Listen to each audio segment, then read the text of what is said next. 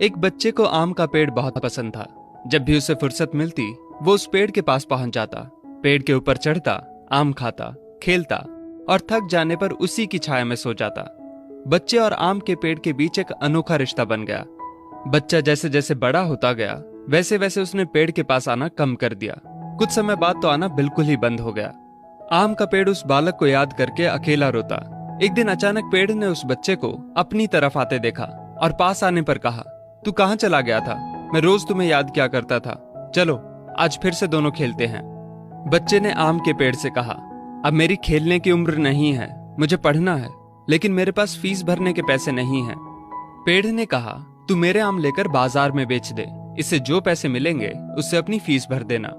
बच्चे ने आम के पेड़ से सारे आम तोड़ लिए और उन सब आमों को लेकर वहां से चला गया। उसके बाद वो फिर कभी दिखाई नहीं दिया। आम का पेड़ हर पल उसकी राह देखता रहता।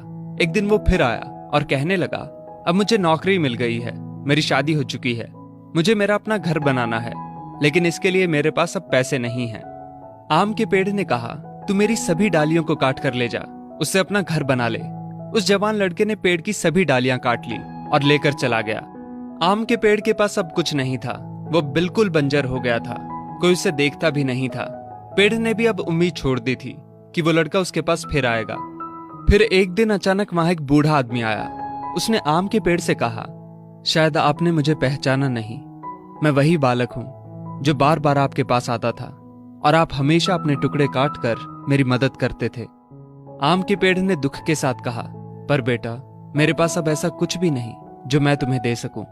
वृद्ध ने आंखों में आंसू लिए कहा, आज मैं आपसे कुछ लेने नहीं आया हूं, बल्कि मुझे आपके साथ जी भर के खेलना है, आपकी गोद में सिर रखकर सो जाना है।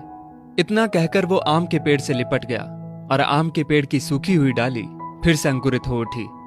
दोस्तों, वो आम का पेड़ और कोई नहीं बल्कि हमारे माता पिता हैं। हम जब छोटे थे तो हमें उनके साथ खेलना अच्छा लगता था, लेकिन जैसे जैसे हम बड़े होते चले गए उनसे दूर होते गए।